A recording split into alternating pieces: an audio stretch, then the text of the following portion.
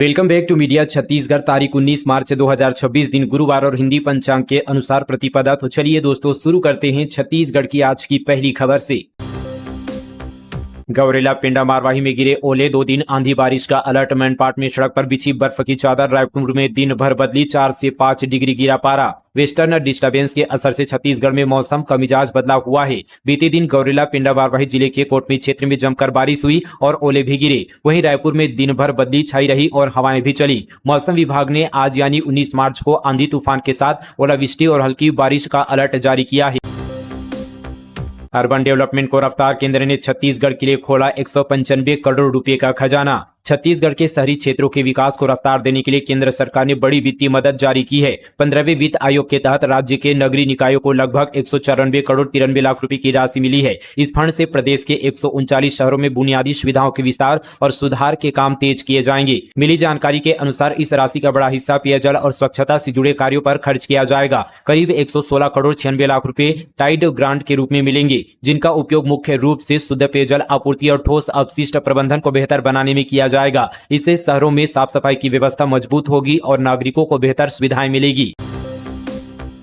छत्तीसगढ़ में कर्मचारी और अधिकारी फेडरेशन का प्रदर्शन, 11 सूत्रीय मांगों पर सरकार से त्वरित कार्यवाही की मांग। कोंडागांव जिले में बीते दिन कर्मचारियों और अधिकारियों ने अपनी 11 सूत्रीय मांगों को लेकर बड़ा प्रदर्शन किया। यह आंदोलन छत्तीसगढ़ कर्मचारी अधिकारी फेडरेशन के बैनर तले किया गया, जिसमें जिले के कई विभागों के सैकड़ों कर्मचारी शामिल हुए। आज से चैत्र नवरात्रि, डोंगरगढ़ में 10 ट्रेनों का स्टॉपेज। 5 शक्तिपीठों में विशेष आरती। ज्योति क्लब्स के लिए एनआरआई विदेशियों की एडवांस बुकिंग, श्रद्धालु के लिए खास इंतजाम। आज से चैत्र नवरात्रि की शुरुआत होने जा रही है। छत्तीसगढ़ के देवी मंदिरों में भी यहाँ पर तैयारियां लगभग पूरी की जा चुकी है। डोंगरगढ़ के मां बमलेश्वरी, बिलासपुर के महामाया मंदिर, रायपुर के महामाया मंदिर समेत 10 मंदिरों में विशेष आरती के साथ मनोकामना ज्योति कलश प्रज्वलित किए जाएंगे। वहीं विदेशी और एनआरआई ने भी ज्योति कलश जलवाने के लिए एडवांस बुकिंग की है। इस दौरान डोंगरगढ़ में 10 एक्सप्रेस ट्रेनों का स्टॉपेज भी किया जाएगा। 19 से 27 मार्च तक 4 लोकल गाड़ियों का विस्तार भी किया गया है। डोंगरगढ़ दुर्ग के बीच स्पेशल ट्रेन भी चलाई जाएगी। गोंडवाना गणतंत्र पार्टी के नेता पर ब्लैकमेलिंग का आरोप। संवरिया आदिवासी परिवार बोला, जमीन के बदले मांग रहे पैसे। शक्ति जिले से खबर है। गोंडवाना गणतंत्र पार्टी के नेता पर धमकी और ब्लैकमेलिंग के गंभीर आरोप लगे हैं। गोकपा के नेता पर संवरिया आदिवासी परिवार के लोगों ने धमकाने का आरोप लगाया है। पीड़ित परिवार ने आरोप लगाया कि उनकी जमीन को शासकीय मद में दर्ज कराने की धमकी गोकपा नेता ने दी है। इसके एवज में उनसे 5 लाख रुपए की मांग की जा रही है। इस मामले में पीड़ित पक्ष ने कलेक्टर से भी शिकायत की है।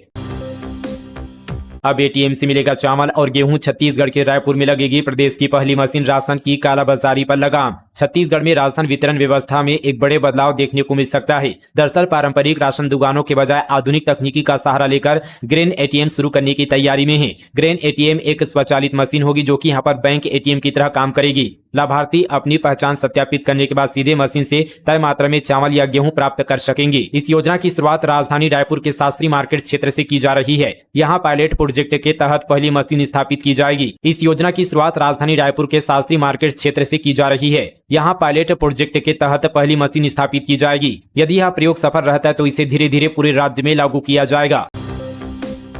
रायपुर में गटर सफाई के दौरान 3 स्वीपर की मौत। रामकृष्ण हॉस्पिटल में हादसा। अब सेप्टिक टैंक की सफाई से पहले निगम से परमिशन जरूरी। रायपुर के पचपेड़ी नाका स्थित रामकृष्ण अस्पताल के पीछे बने सीवरेज टैंक की सफाई करने उतरे यहाँ पर 3 कर्मचारियों की दम घुटने से मौत हो गई। वहीं एक की हालत गंभीर बनी हुई है। घटना टिकरापारा थाना क्षेत्र की है। टैंक के अंदर मौजूद जहरीली गैस के संपर्क में आने से तीनों बेहोश हो गए थे और देखते ही देखते उनकी जानें चली गई। विधानसभा में खास मेहमान बने 140 आत्मसमर्पित नक्सली। भ्रमण कर लोकतांत्रिक व्यवस्था को समझा। सीएम बोले, ये माओवादी लोकतंत्र पर जता रहे भरोसा।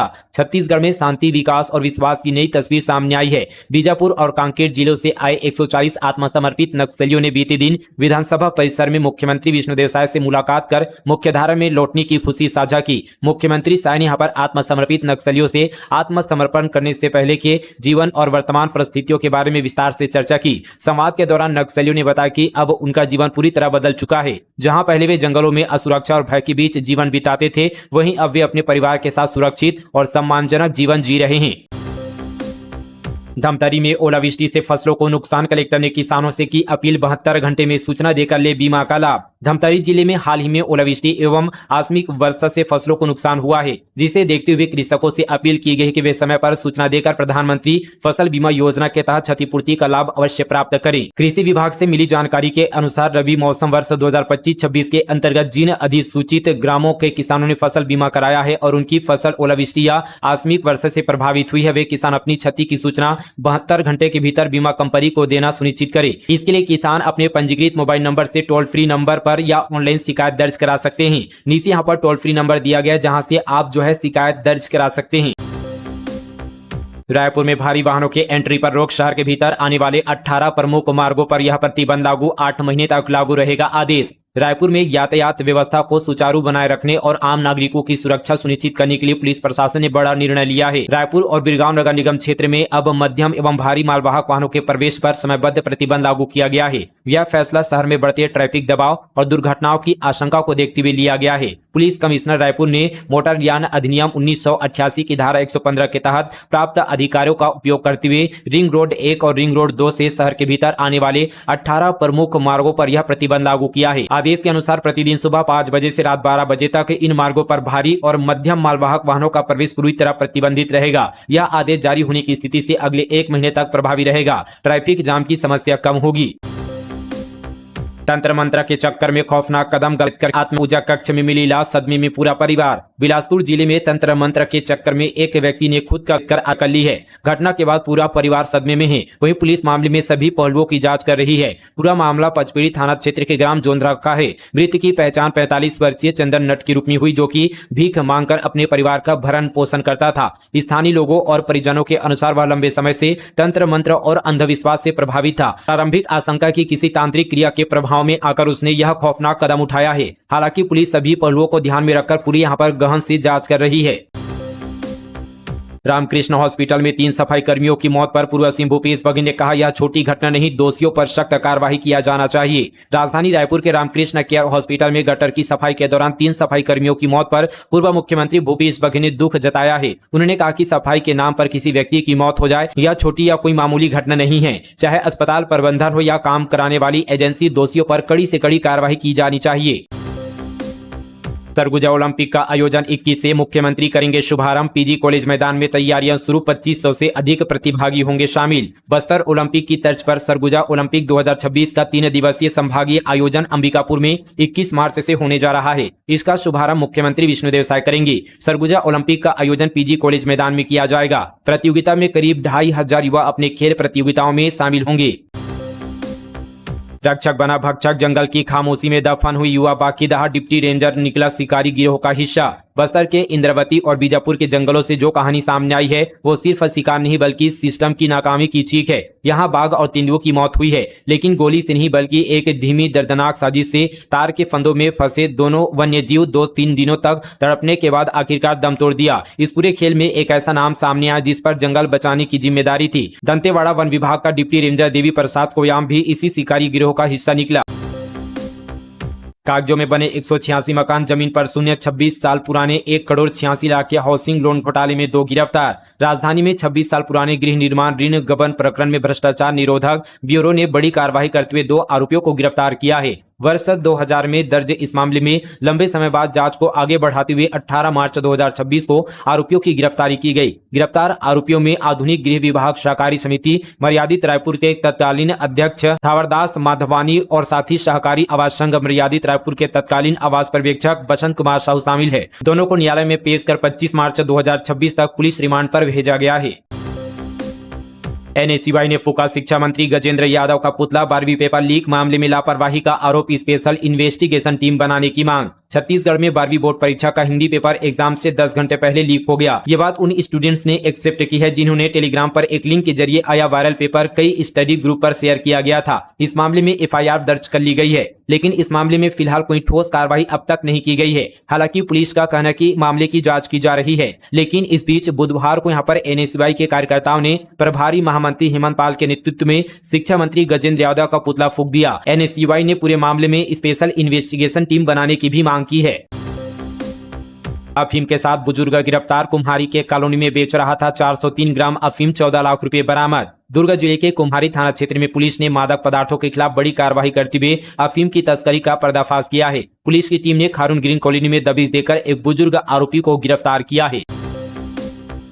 15 महिलाओं की मौत पर डॉक्टर गुप्ता को 2 साल जेल। बिलासपुर नसबंदी कांड में 11 साल बाद फैसला। 5 आरोपी सबूत के अभाव में बरी। बिलासपुर के बहुचर्चित नसबंदी कांड मामले में करीब 11 साल 4 महीने बाद जिला कोर्ट ने बड़ा फैसला सुनाया है। एडीजे कोर्ट के बिलासपुर की न्यायाधीश शैलेश कुमार ने सर्जन डॉक्टर आर.के. गुप्ता को दोषी यानी गैर इरादतन हत्या के मामले में 2 साल की सजा और 25 लाख रुपए जुर्माने से दंडित किया है। इसके अलावा धारा 337 के तहत 6 महीने की सजा, 500 रुपए का जुर्माना और एक अन्य धारा में 1 महीने की सजा भी सुनाई गई है। कोर्ट ने माना कि कम समय में अधिक ऑपरेशन करने और लापरवाही के कारण यह घटना हुई है। बता दी कि नसबंदी कांड के बाद यह मामला राष्ट्रीय और अंतर्राष्ट्रीय स्तर पर सुर्खियों में रहा था। घटना के बाद राहुल गांधी भी बिलासपुर पहुंचे थे और पीड़ित परिवारों से मुलाकात भी की थी। वहीं इस मामले में दवा सप्लाई से जुड़े महावर फार्मा और कविता फार्मास्यूटिकल के संचालकों समेत 5 आरोपी रमेश महावर, सुमित महावर, राकेश खरे, राजेश खरे और मनीष खरे को कोर्ट ने सबूत के अभाव में दोषमुक्त कर दिया।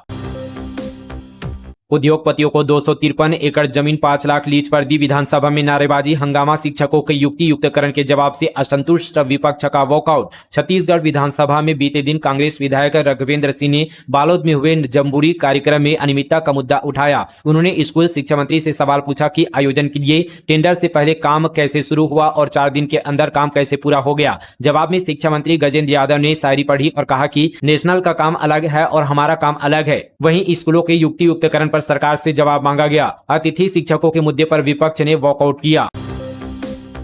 कोरबा में खौफनाक वारदात, अज्ञात हमलावरों ने बुजुर्ग की आंख निकाली, हालत नाजुक। गांव में फैली ये अफवाह। कोरबा जिले के चैतमा चौकी अंतर्गत ग्राम बर्रा में देर रात एक दिल दहला देने वाली घटना सामने आई है। अज्ञात हमलावरों ने एक बुजुर्ग पर इस कदर हमला किया कि उनकी एक आंख ही निकाल ले गए। इस हिंसक घटना के बाद पूरे इलाके में सनसनी फैल गई है। ग्रामीणों के बीच बच्चा चोर गिरोह के सक्रिय होने की चर्चाओं ने डर का माहौल बना दिया है। गाँव में घुस आए कुछ अज्ञात लोगों ने एक वृद्ध व्यक्ति को अपना निशाना बनाया। हमले में बुजुर्ग की आंख गंभीर रूप से क्षतिग्रस्त हो गई है। घायल बुजुर्गों को प्राथमिक उपचार के लिए नजदीकी स्वास्थ्य केंद्र भेजा गया है।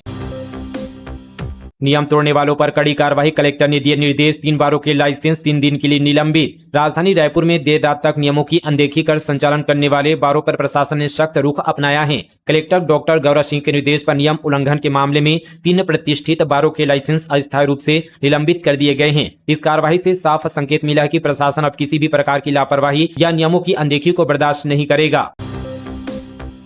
धुरंधर 2 के प्रीमियर शो में देरी, दर्शक भड़के। बिलासपुर के सिनेमैक्स में हंगामा, गुस्साए दर्शकों ने टिकट के पैसे वापस मांगे। बिलासपुर के 36 मॉल स्थित सिनेमैक्स में धुरंधर 2 फिल्म के प्रीमियर शो के दौरान जमकर हंगामा हुआ। फिल्म की प्रिंट समय पर नहीं पहुंचने के कारण शो 1 घंटे देरी से शुरू हुआ, जिससे नाराज दर्शकों ने अपने टिकट के पैसे वापस करने की मांग की। 55 लाख रुपए के 21 किलो चांदी के जेवरात जब्त। महासमुंद पुलिस की चेकिंग के दौरान बड़ी कार्रवाई। जिले में पुलिस ने वाहन चेकिंग के दौरान एक बड़ी कार्रवाई करते हुए भारी मात्रा में चांदी के आभूषण जब्त किए हैं। इसकी कीमत करीब 55 लाख रुपए आंकी जा रही है। यह कार्रवाई टेमरी नाका चेक पोस्ट पर की गई है, जहां संदिग्ध वाहनों की नियमित जांच चल रही थी। अभी मुक्तेश्वरानंद बोले असली हिंदू नहीं है सीएम योगी, कहा आवाज दबाने हिस्ट्री सीटरों का इस्तेमाल कर रही रूलिंग पार्टी, हिंदुओं को बांटने वाला यूजीसी नियम। शंकराचार्य अभी मुक्तेश्वरानंद सरस्वती बीते दिन छत्तीसगढ़ के बिलासपुर पहुंचे, जहां उन्होंने राजनीतिक दलों पर गंभीर आरोप लगाए। उन्होंने कहा कि वे लगातार गौ रक्षा का मुद्दा उठा रहे हैं, लेकिन सरकारें इस पर कोई ठोस कदम नहीं उठा रही है। आगे उन्होंने कहा कि उत्तर प्रदेश के मुख्यमंत्री योगी आदित्यनाथ असली हिंदू नहीं है। उन्होंने आवाज को दबाने के लिए सत्तारूढ़ दल हिस्ट्री सीटरों का सहारा ले रहे हैं। आवाज को सुनने के बजाय उसे दबाने की कोशिश की जा रही है। अभी मुक्तेश्वरानंद यूजीसी कानून के नए नियमों को लेकर भी बयान दिया। उन्होंने कहा कि यूजीसी का नया कानून हिंदुओं को बांटने वाला है। अवैध प्लॉटिंग और तालाब पर अतिक्रमण के खिलाफ कार्रवाई, 2 बोरिंग मशीन और 4 वाहन जब्त।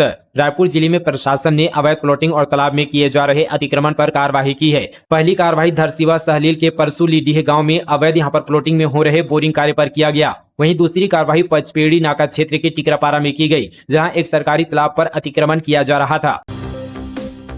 राजनांदगांव में HPV टीकाकरण शुरू, 23 किशोरियों को पहली खुराक, पेरेंट्स बेटियों का यूविन पोर्टल से रजिस्ट्रेशन करे, शिशु संरक्षण माह भी प्रारंभ। राजनांदगांव में राष्ट्रीय टीकाकरण दिवस के अवसर पर किशोरियों के लिए HPV टीकाकरण अभियान और बच्चों के लिए शिशु संरक्षण माह का शुभारंभ किया गया। पहले दिन जिला चिकित्सालय में 23 किशोरियों को सर्वाइकल कैंसर से बचाव के लिए टीके की पहली खुराक दी गई। इस अभियान का लक्ष्य जिले के 32 स्वास्थ्य केंद्रों के माध्यम से लगभग 10,500 लाभार्थियों को कवर करना है। तो दोस्तों, ये थी आज की छत्तीसगढ़ की तमाम बड़ी खबरें। जाते जाते आपसे एक सवाल है, आपके हिसाब से छत्तीसगढ़ में अभी सबसे बड़ा मुद्दा क्या है? रोजगार, सड़क, बिजली या कानून व्यवस्था? अपना जवाब कमेंट पर जरूर लिखिए। इसके साथ ही इस वीडियो को लाइक और चैनल को सब्सक्राइब करना बिल्कुल ना भूले। मिलते हैं कल इसी तरह की और तमाम खबरों के साथ। तब तक के लिए जय हिंद, जय छत्तीसगढ़, जय जोहार।